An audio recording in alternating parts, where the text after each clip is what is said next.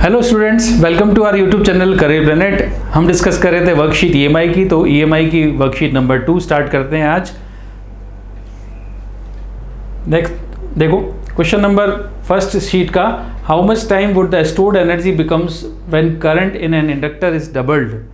किसी इंडक्टर में अगर करंट को डबल कर देंगे तो उसमें एनर्जी स्टोरेज कितने टाइम्स हो जाएगी।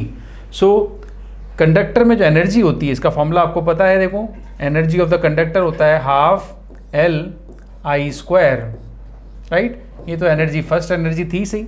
आपने करंट क्या कर दिया, डबल कर दिया। तो करंट डबल करेंगे तो यू डैश की वैल्यू क्या आ जाएगी, हाफ एल। आई की जगह लिखेंगे 2i और आई का स्क्वायर है तो अब 2i का स्क्वायर होगा, तो 2i का स्क्वायर क्या होगा, 4i square, right. So first equation से यहाँ पर हाफ एल और हाफ एल, इसके अलावा ये आई स्क्वायर, इसकी वैल्यू हम पुट कर देंगे। ठीक है, हाफ एल आई स्क्वायर की वैल्यू पुट कर दें तो हाफ एल भी हो गया, आई स्क्वायर भी हो गया। इसकी जगह क्या पुट कर देंगे फर्स्ट इक्वेशन से, तो इट बिकम्स 4u। तो energy becomes 4 times. Clear. Next देखो, how can we increase coefficient of mutual inductance between two coils. तो बिटवीन टू कॉइल्स का जो म्यूचुअल इंडक्टेंस है उसको इंक्रीज करने के लिए हम क्या करेंगे, हम कैसे इंक्रीज कर सकते हैं। हम लिखेंगे इसमें आंसर क्या होगा इसका, बाय दो कॉइल्स का m हमें बढ़ाना है। तो दो कॉइल्स का m हमें बढ़ाना है तो उनके बीच की जो कपलिंग है वो अच्छी होनी चाहिए, उसको कहते हैं perfect coupling. Perfect coupling bye perfect coupling.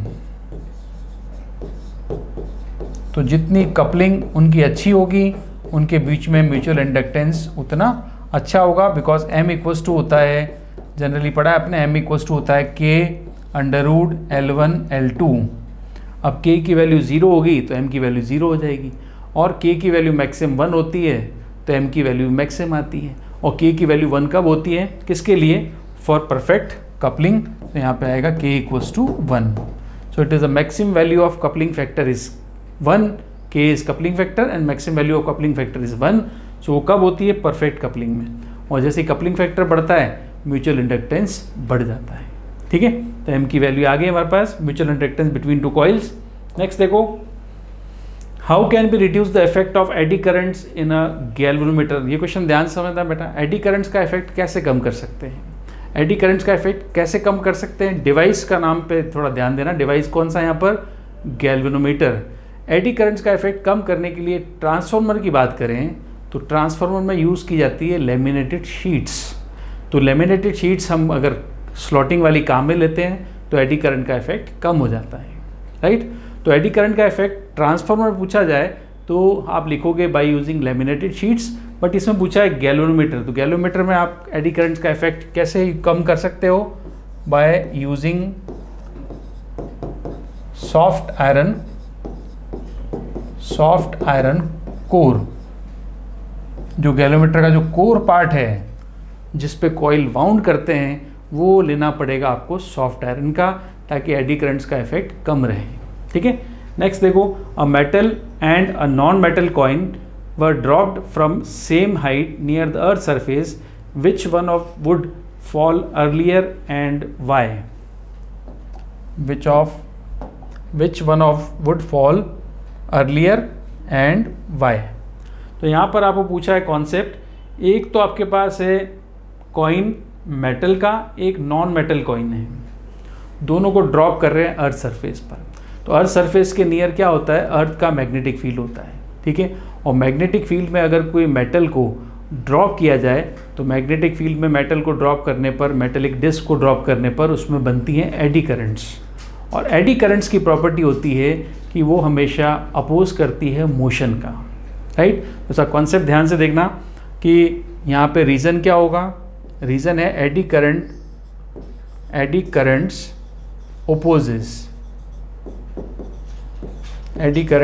opposes the motion. ठीक है, तो eddy currents opposes the motion है, तो eddy currents opposes the motion है, ये इसका रीज़न हो गया। अब इस रीज़न, ये एडी करंट्स अपोज करेंगी तो एडी करंट्स बनेंगे किस में, कौन से कॉइन में, मेटेलिक कॉइन में कि नॉन मेटेलिक कॉइन में। एडी करंट्स किस में बनती है, मेटेलिक कॉइन में कि नॉन मेटेलिक कॉइन में। तो एडी करंट्स बनती है मेटेलिक कॉइन में। तो मेटेलिक कॉइन में एडी करंट्स बनेगी और इसका फॉल होने का अपोज होगा, राइट। तो इसके फॉल होने का अपोज होगा। अब एक तो कॉइन है आपका मेटल और एक कॉइन है नॉन मेटल, ठीक है। तो आप देखो अपोज होगा अगर इसका, तो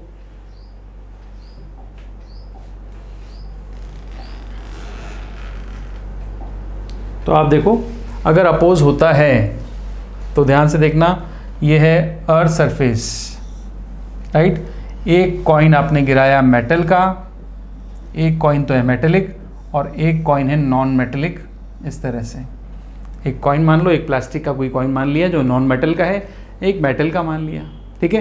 तो पहला है मेटल का, तो ये मेटेलिक है, ये मेटल का है और ये नॉन मेटल है, ठीक है। तो एडी करंट्स किस में प्रोड्यूस होंगी? मेटल में। तो एडी करंट्स प्रोड्यूस होंगी मेटल में, तो एडी करंट्स क्या करती है? अपोजेस द मोशन, तो इसके मोशन का अपोज होगा। ये भी फॉल हो रही है नीचे की तरफ, ये भी फॉल हो रही है, बट नॉन मेटल में किसी भी तरह का अपोज नहीं है, तो इसका जो एक्सेलेरेशन आएगा वो आएगा equal to g. Freely fall का एक्सेलेरेशन क्या होता है? जी। बट मेटल वाली में एडी करंट्स प्रोड्यूस होंगी, एडी करंट्स प्रोड्यूस होती है यहाँ पर मेटल में इस तरह से, ठीक है। इन एडी करंट्स की वजह से क्या होगा?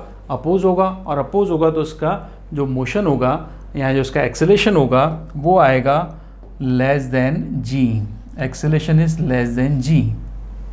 वो फ्रीली फॉल हो रही है, उसका जी है, बट ये फ्रीली फॉल नहीं हो रहा है, फॉल तो हो रहा था बट इसमें अपोज, एक तरह से ब्रेक्स अपने आप लग गए due to eddy currents, right.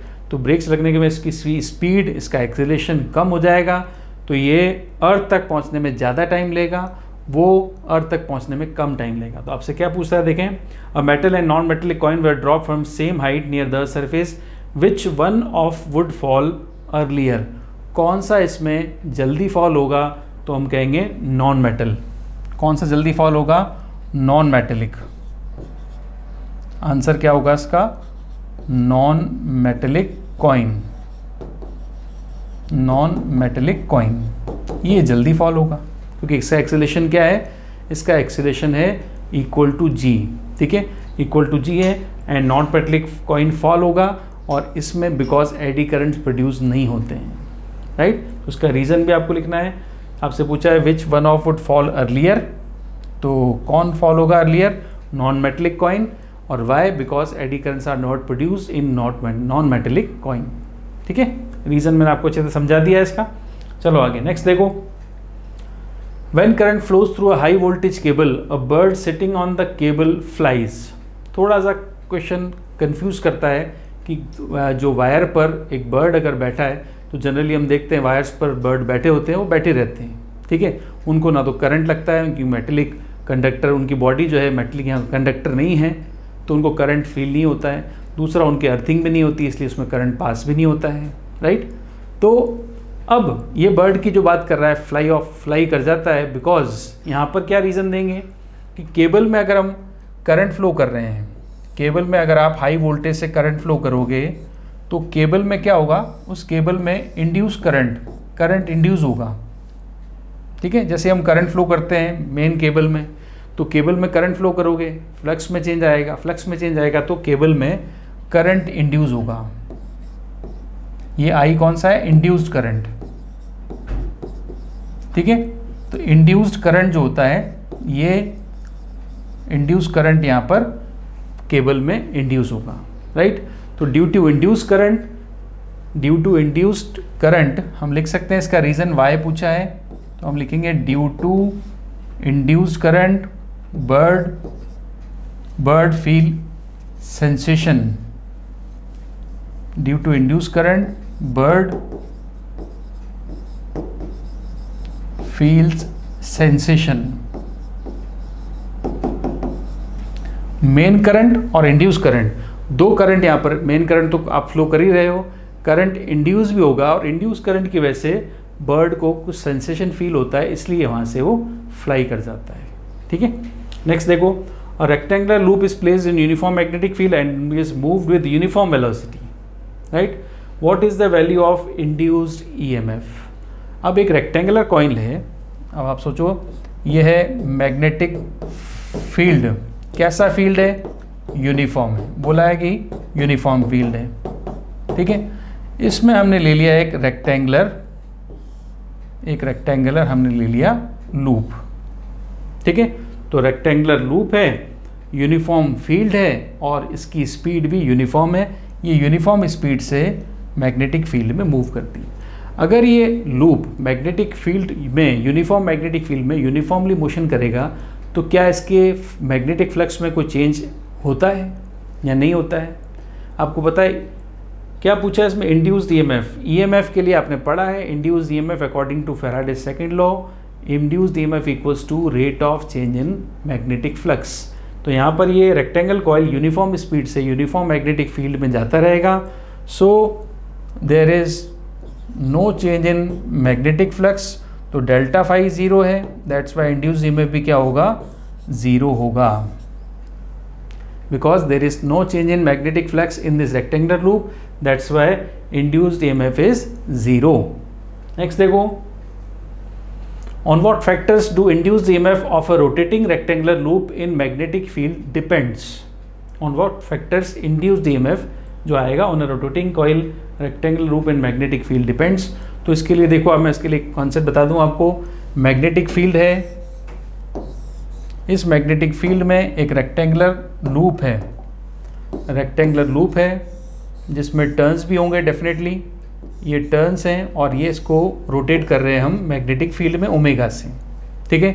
तो यहाँ पर सबसे पहले कॉइल की हम बात करें तो कॉइल का जो फ्लक्स होगा फाई इक्वल्स टू होता है N B dot A. Magnetic flux होता है इन द कॉइल, वो होता है, वैसे फ्लक्स का फॉर्मूला आपने क्या पढ़ा है? B dot A, but coil N turns होते हैं तो एन बी डॉट ए। और बी डॉट ए खोलेंगे, ओपन करेंगे तो क्या आएगा? N B A cos theta, right. अब थीटा क्या होगा? मैग्नेटिक फील्ड और एरिया के बीच में एंगल।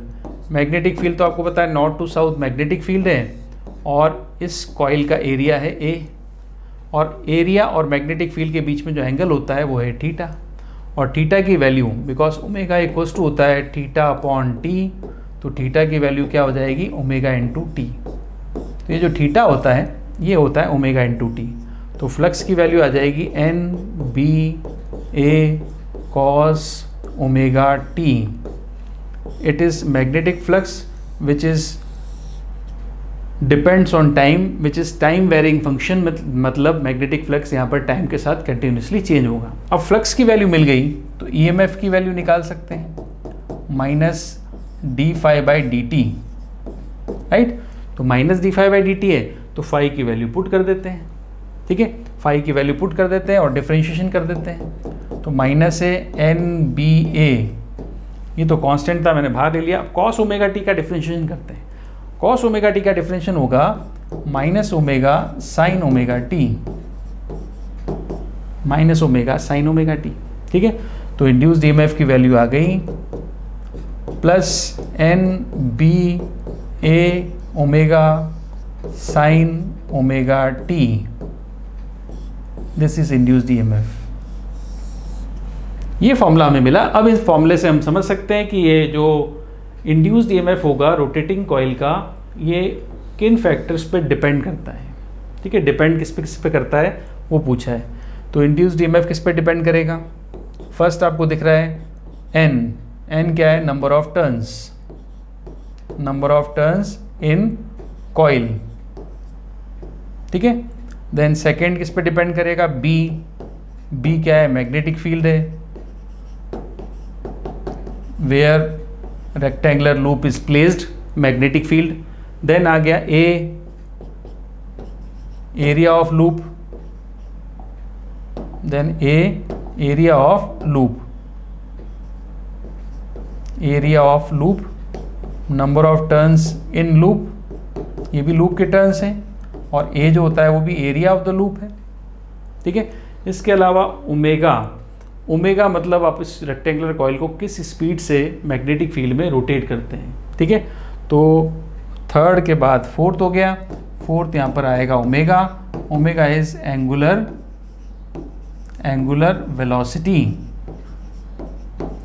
वेलोसिटी ऑफ कॉइल, ये ओमेगा है, ठीक है। तो इंड्यूस्ड ईएमएफ इन सब पे डिपेंड करता है। जो रेक्टेंगल कॉइल को रोटेट करने से इंड्यूस होता है। ठीक है, नेक्स्ट देखो, What do you understand by electromagnetic induction? Write the laws of Faraday related with electromagnetic induction and write the value of induced EMF. अब इलेक्ट्रोमैग्नेटिक इंडक्शन क्या होता है? ठीक है, इलेक्ट्रोमैग्नेटिक इंडक्शन हमने पढ़ा कि जब भी किसी कॉइल में क्लोज लूप के मैग्नेटिक फ्लक्स में, so whenever flux link magnetic flux link with close loop और coil, then EMF will induce in that coil. This phenomena is called electromagnetic induction. ठीक है, इलेक्ट्रोमैग्नेटिक इंडक्शन और Faraday's law same है। First law जो हम कहेंगे वो भी सेम है इसमें, फैराडेज फर्स्ट लॉ, वो देखो, whenever magnetic flux linked with a closed circuit changes and EMF is induced in the circuit, इसको आप फर्स्ट लॉ भी कह सकते हो, and this phenomena is called electromagnetic induction भी कह सकते हैं। ठीक है, देन आप देखो नेक्स्ट, इसमें सेकेंड लॉ आता है, the magnitude of EMF induced in the close circuit is directly proportional to rate of change of magnetic flux. The magnitude और EMF सेकेंड लॉ में, फर्स्ट लॉ में EMF इंड्यूस होता है, इसकी जानकारी हमें मिली, और सेकेंड लॉ में मैग्नीट्यूड ऑफ EMF इंड्यूस होगा in a close circuit is directly proportional to rate of change of magnetic flux. जो EMF इंड्यूस होगा ये किसके डायरेक्टली प्रोपोर्शनल है? Rate of change of magnetic flux. ठीक है, तो rate of change of magnetic flux के लिए हम ऐसे लिख सकते हैं इसको, इंड्यूस्ड EMF जो आएगा second law, induced EMF equals to minus delta phi upon delta T, minus delta phi upon delta T. तो बोला write the value of induced EMF, तो ये आएगी minus delta phi upon delta T. क्या होता है? Rate of change in magnetic flux. ये किसके इक्वल होता है? EMF इंड्यूस के इक्वल होता है, उसी का फॉर्मूला आपको लिखने को बोला है। ठीक है, तो ये Faraday's first law second law दोनों EMI के इंपॉर्टेंट टॉपिक हैं। नेक्स्ट आ जाओ, a coil in magnetic field is removed with fast speed and with slow speed. Magnetic field जो है, कॉइल जो है मैग्नेटिक फील्ड से रिमूव कर रहे हैं हम। ठीक है, in which case the induced EMF and work done more. तो आप देखो ये है मैग्नेटिक फील्ड। ठीक है, इस मैग्नेटिक फील्ड में हमारे पास कोई कॉइल है, राइट। सो कोई कॉइल हमने ले ली, इस तरह से कॉइल है, इस तरह से कोई कॉइल ले ली, रेक्टेंगुलर कॉइल ली है मैंने, इस तरह से कॉइल मतलब बहुत सारे टर्न्स वाली कॉइल है। ठीक है, तो रेक्टेंगल ले लो आप, सर्कुलर कॉइल ले सकते हो, रेक्टेंगुलर कॉइल ले सकते हो, ये कॉइल है। इस कॉइल को मैग्नेटिक फील्ड से बाहर निकालना है। अब फास्ट स्पीड से निकालें, स्लो स्पीड से निकालें, निकालना आपको बाहर है। ठीक है, तो आप देखो अगर बाहर निकालोगे तो अभी तो इसका मैग्नेटिक फ्लक्स है φ1, और जैसे ही बाहर आएगा फ्लक्स φ2 हो जाएगा 0। ठीक है, फ्लक्स φ2 क्या होगा? 0 बाहर आती। अभी कुछ मैग्नेटिक फ्लक्स पास हो रहा है इसमें से, वो है φ1, राइट। सो हम निकालते हैं change in flux, delta phi equals to होगा φ2 माइनस φ1। ठीक है, तो φ1 की वैल्यू मैं फाई ले लेता हूँ, तो φ2 तो 0 हो गया, तो डेल्टा फाई की वैल्यू क्या आ गई? चेंज इन फाई की वैल्यू आ गई minus phi, right. So induced EMF क्या होगा? इंड्यूस्ड EMF आएगा EI इक्वल्स टू होता है minus delta phi upon delta T, right. तो फ्लक्स में change upon time, rate of change in flux minus के साथ। तो डेल्टा फाई की वैल्यू कितनी है? डेल्टा फाई की वैल्यू है माइनस फाई, ये मैं यहाँ पुट कर देता हूँ। तो माइनस फाई क्या हो गया? प्लस फाई, तो ये आ गया प्लस का फाई अपॉन डेल्टा टी। ठीक है, सो इस कॉइल को मैं स्लोली निकालूं, बाहर एग्जिट कराऊं, या मैं फास्ट स्पीड से निकालूं, फ्लक्स में चेंज तो फिक्स है। ठीक है, फ्लक्स जो है फाई जो है चेंज इन फ्लक्स, ये तो हो गया कांस्टेंट। चाहे स्लो स्पीड से जाओ चाहे फास्ट स्पीड से, फ्लक्स में चेंज तो कांस्टेंट आना है। अब EMF डिपेंड करेगा टाइम पर, राइट। EMF डिपेंड करेगा टाइम पर, तो टाइम पे डिपेंड करेगा। तो आप बताओ फास्ट स्पीड से अगर ले जाओगे तो टाइम कम लगेगा। ठीक है, तो फास्ट स्पीड से टाइम कम लगेगा और स्लो स्पीड से टाइम ज़्यादा लगेगा। 2 स्पीड दे रखी है। फास्ट स्पीड का मतलब क्या होगा? टाइम डेल्टा टी लेस होगा, स्लो स्पीड का मतलब क्या होगा, डेल्टा टी मोर होगा। ठीक है, तो डेल्टा टी आपसे पूछा in which case induced EMF and work done more, इन दोनों केस में ईएमएफ और वर्क डन दोनों ज़्यादा कब होंगे, कब ज़्यादा होंगे, जब टाइम कम लगेगा। ठीक है, टाइम कम लगेगा, डेल्टा टी डिक्रीज होगा, कम होगा, तो ईएमएफ इंड्यूस क्या होगा, ज़्यादा होगा। ठीक है, तो in which case induce EMF and work done more, तो आप क्या होगा, in first case when coil is moving with faster speed, right. और ईएमएफ और वर्क डन दोनों, ये दोनों तो डायरेक्टली प्रोपोर्शनल है ही सी। ईएमएफ क्या होता है, सॉर्ट ऑफ एनर्जी है। ईएमएफ आपको पता है, ईएमएफ इलेक्ट्रोमोटिव फोर्स है, it is equals to work done होता है। तो वर्क डन और ईएमएफ दोनों की बात कर रहा है, so EMF is directly proportional to work done. तो जब ईएमएफ ज़्यादा होगा तो वर्क डन भी ज़्यादा ही होगा। ठीक है, तो फर्स्ट केस में टाइम कम, इसलिए ईएमएफ ज़्यादा, ईएमएफ एंड वर्क डन दोनों ही मोर होंगे। नेक्स्ट देखो, why does an opposite force experienced by pulling और pushing a metallic plate in uniform magnetic field.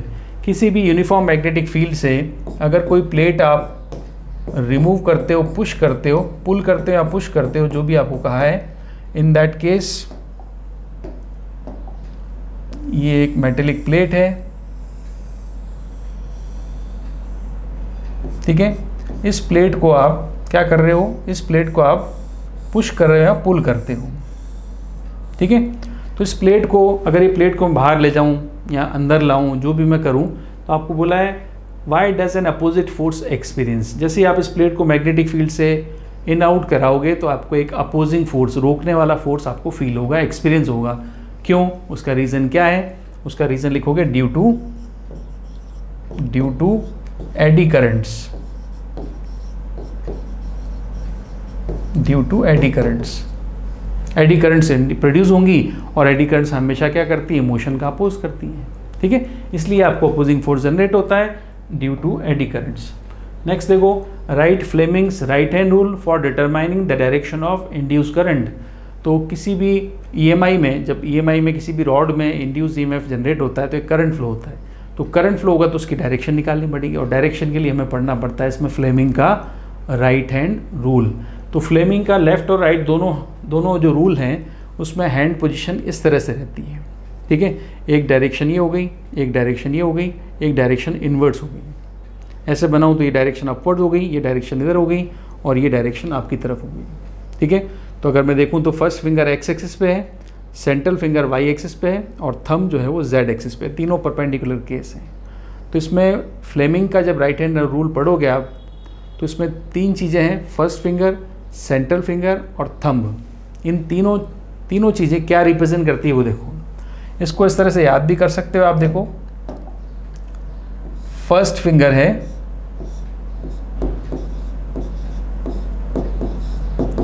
ये फर्स्ट फिंगर, ठीक है। फिर आएगी सेंट्रल फिंगर, एक ही वर्ड कैपिटल है वही काम का है, सेंट्रल फिंगर। थर्ड आपने पढ़ा थंब,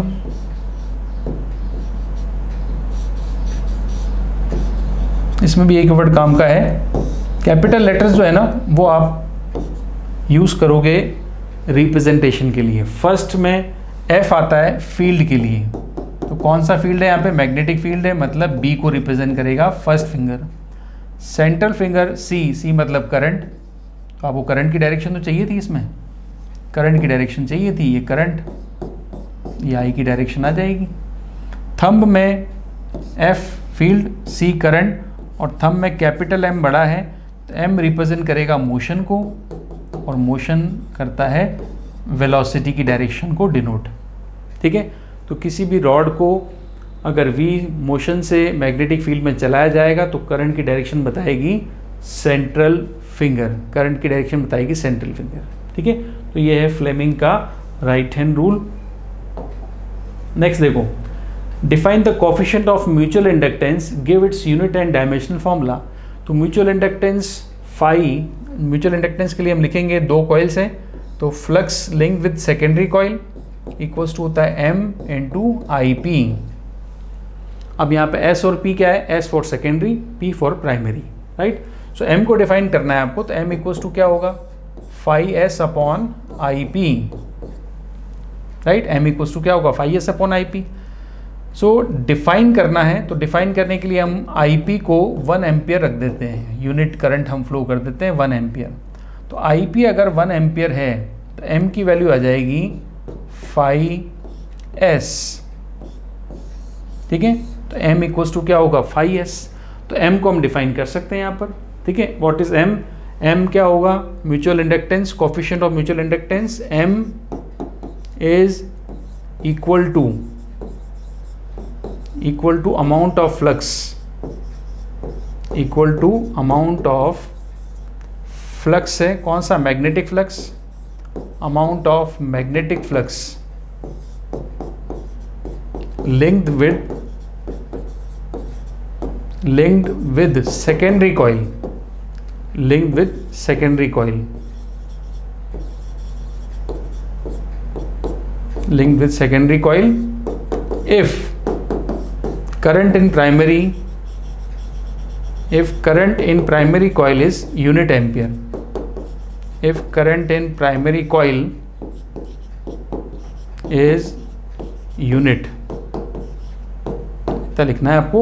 सो M मतलब म्यूचुअल इंडक्टेंस आ गया, M is equals to amount of magnetic flux linked with secondary coil if current in primary coil is unit, ठीक है। तो यहाँ से हमने magnet coefficient of mutual inductance को डिफाइन किया। अब आपको लिखनी है इसकी यूनिट और इसका डायमेंशन फॉर्मूला। तो यूनिट हम लिखें अगर, तो फाई की यूनिट क्या होगी, फाई जो हम फाई M जो हम कह रहे हैं M इक्वल्स टू क्या होगा, phi S upon I P, ठीक है। यूनिट यहाँ से निकालनी है तो यूनिट निकाल सकते हैं। फाई की यूनिट होती है वेबर और आई की यूनिट है एम्पियर। यहाँ तो वेबर पर एम्पियर लिख लो, या फिर इसकी यूनिट स्पेशली आप लिख सकते हो, वो है हेनरी। तो Henry is the most important unit of mutual inductance और सेल्फ इंडक्टेंस, ठीक है। तो हेनरी तो इसकी यूनिट होगी। अब क्या चाहिए, डायमेंशन फॉर्मूला। तो डायमेंशन फॉर्मूले के लिए आपको पता है बेसिक इसका फॉर्मूला तो आपको पता है, तो फाई इक्वल्स टू होता है बी ए अपॉन आई, या तो फाई का डायमेंशन फॉर्मूला पता हो तो उसमें करंट डिवाइड करके निकाल सकते हो, अगर फाई का नहीं पता तो फाई इक्वल्स टू होता है B A, B dot A, B A, और बी की जगह आता है फोर्स पर unit pole strength, ampere into current. Basic formula मिल गया। अब फोर्स का तो डायमेंशन हमें आता है, तो फोर्स का डायमेंशन में लिख कर यहाँ पर इक्वेट कर सकता हूँ। फोर्स का डायमेंशन देखो, फोर्स का डायमेंशन होगा m1 L1 T-2। सबसे पहले मैं डायमेंशन लिखा फोर्स का, ठीक है। फोर्स का भी नहीं आता है तो फोर्स इक्वल्स टू ma लिख सकते हो, एक्सेलेरेशन का आता होगा, ठीक है। तो जहाँ से हमें डायमेंशन आते हैं वहाँ तक हम इसको डिसॉल्व कर लेंगे। फोर्स का डायमेंशन फॉर्मूला लिख दिया। पोल स्ट्रेंथ की यूनिट होती है एम्पियर मीटर, तो एम्पियर का तो होता है A और मीटर का होगा L1। फिर वो दे रखा है एरिया, एरिया क्या होगा L2, और करंट का I का क्या होगा एम्पियर। ये डायमेंशन फॉर्मूले लिखने के लिए मैंने सबके लिख दिए। अब हमें सॉल्व करके लिखना है इसको। तो ध्यान से देखो, M तो सिंगल है ना, M1 हो गया। अब L देखना, L से L कैंसिल हो गया है तो L2 बचा, तो ये L2 आ गया, M1 L2, ठीक है। फिर T-2 आ जाएगा, दिख रहा है आपको, फिर आ जाएगा A-2, चेक कर लेना इसको। तो ये डायमेंशन फॉर्मूला हुआ म्यूचुअल इंडक्टेंस का, और म्यूचुअल इंडक्टेंस का और सेल्फ इंडक्टेंस का डायमेंशन सेम है, यूनिट सेम है, ठीक है। सो ये थी वर्कशीट हमारी सेकेंड इलेक्ट्रोमैग्नेटिक इंडक्शन की। तो मिलते हैं नेक्स्ट वर्कशीट में। एक वर्कशीट और है न्यूमेरिकल्स की, न्यूमेरिकल्स पे नहीं किए हैं, फ्लक्स पर, मैग्नेटिक फ्लक्स पर, EMF इंड्यूस पर, फैराडेज लॉ पर, लेंज लॉ पर, इसमें न्यूमेरिकल्स मिलते हैं। तो न्यूमेरिकल के लिए मिलते हैं नेक्स्ट शीट में। Till then goodbye, take care.